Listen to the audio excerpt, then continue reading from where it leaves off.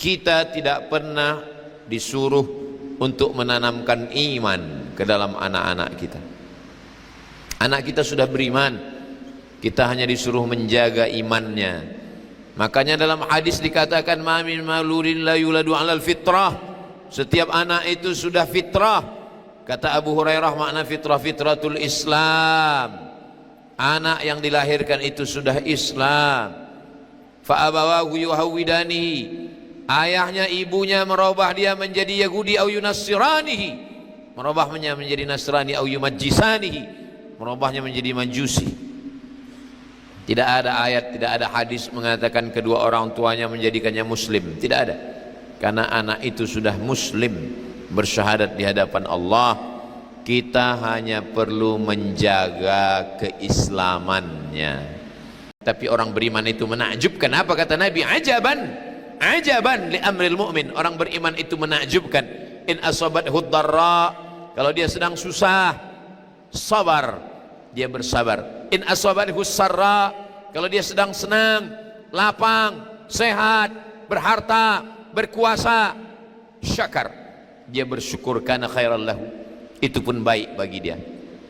Orang yang bersyukur balasannya la in syakartum la azidannakum, ditambah Allah. Tapi orang yang bersabar balasannya innama yuwaffas sabiruna ajrahum bighairi hisab. Orang yang sabar balasannya bighairi hisab, tidak bisa dihitung dengan hitungan apapun, tidak bisa dihitung dengan kalkulator, tidak bisa dihitung dengan laptop, tidak bisa dengan aplikasi apapun, karena balasannya hanya Allah saja yang tahu. Begitulah kehidupan, selalu saja ada ujian-ujian. Untuk apa Allah buat ada ujian? Kenapa mesti ada sakit? Kenapa mesti ada melarat? Kenapa mesti ada meninggal? Allah buat ujian supaya kita sadar bahwa kita bukan apa-apa dan bukan siapa-siapa.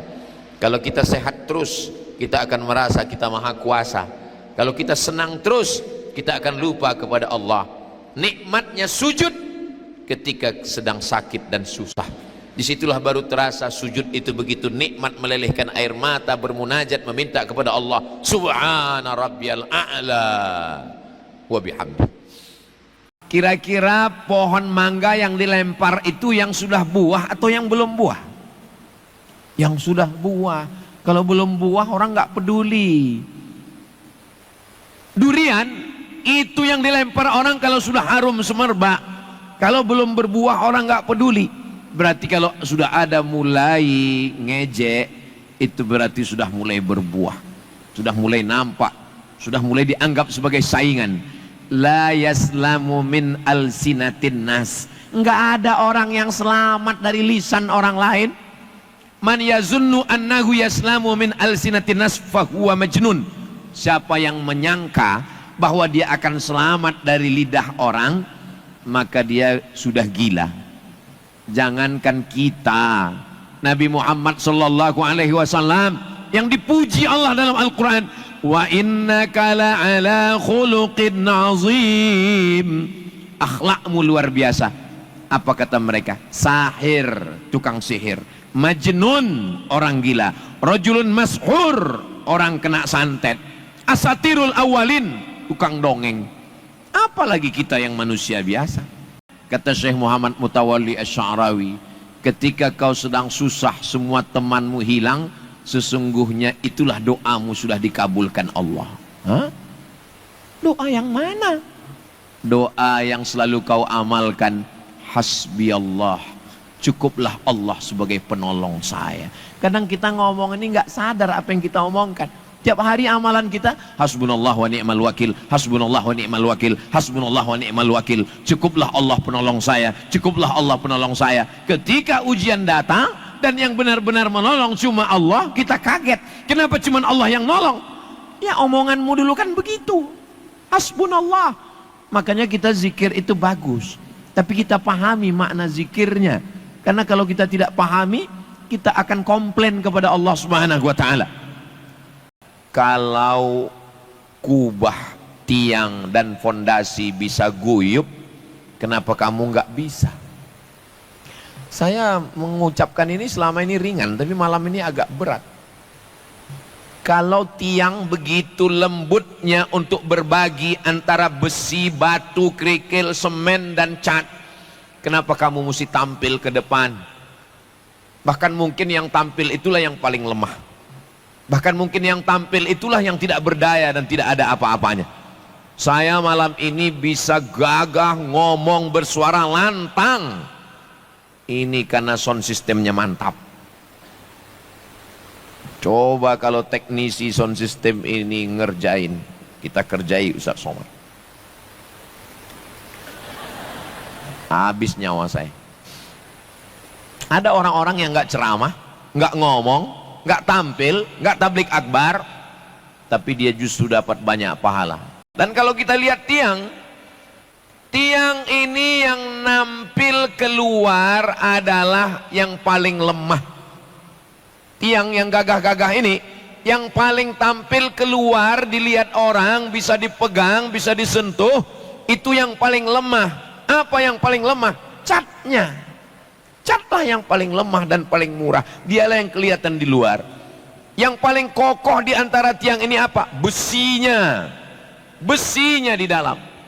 Tapi kita nggak pernah ngelihat besi menampakkan dirinya. Ada masjid yang menampakkan besinya, menampakkan dirinya di tiang. Ada masjid yang belum selesai dicor. Justru itu kelemahan. Kata besi, aku yang berada di dalam, biarlah aku tersembunyi di dalam. Dan kamu cat yang paling lemah, biarlah kau di luar, kau yang kelihatan. Saudaraku yang dimuliakan Allah Subhanahu wa ta'ala, jadi belajar itu tidak selamanya di atas torehan tinta, di atas kertas. Alam bisa menjadi guru kita. Makanya dalam hadis Nabi dikatakan, man salaka tariqan, siapa yang melewati suatu jalan, yaltamisu fihi ilman, di jalan itu dia bisa dapat ilmu, sahhalallahu lahu bihi tariqan ilal jannah, dimudahkan Allah jalannya menuju surga. Afala ta'qilun, kenapa engkau tidak berfikir? Afala tatafakkarun, kenapa tidak menggunakan akal? Afala tatadzakkarun, kenapa tidak mengambil pelajaran? Kita semuanya berasal dari tanah. Mohon maaf, boleh saya tanya, ada bapak ibu di sini yang berasal dari nikel? Enggak ada. Yang kaya-kaya di sini ada yang berasal dari emas? Tidak ada. Kita semuanya berasal dari tanah. Kalau memang semua berasal dari tanah, kenapa sifatnya beda-beda? Saya nggak percaya sama ucapan Ustadz Abdul Somad, katanya dari tanah. Tanah kan sama, kenapa sifat manusia beda? Iya, tanah juga beda-beda. Itu teman saya itu kenapa payah dia bayar hutang? Ya dia dari tanah liat. Kenapa dia selalu ngajak kelahi sama saya? Dia dari tanah juga, mungkin dari tanah sengketa. Ini ada pohon, lalu datang orang memotong pohon. Man qata'a sidratan, siapa yang memotong sebatang pohon, sawaballahu ra'sahu finnar, kepalanya akan disungkurkan ke dalam neraka. Hadis riwayat Abu Daud. Siapa yang memotong sebatang pohon, kepalanya akan disungkurkan ke dalam neraka. Kenapa? Karena sudah merusak alam. Kecuali motong pohon untuk nanam padi untuk makan, kecuali motong pohon untuk nanam jagung untuk makan, kecuali motong pohon untuk nanam sagu untuk makan, kita akan masuk ke lubang tanah. Kita ini semua akan mati. Orang kaya mati, orang miskin lebih cepat. Apalagi BPJS. Pejabat jangan kuat-kuat, ada orang. Polisi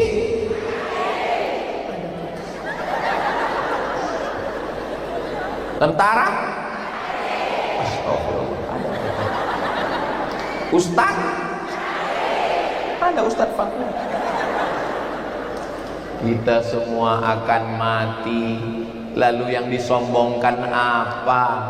Hidup hanya sepotong kenangan, maka tinggalkanlah kenangan yang indah.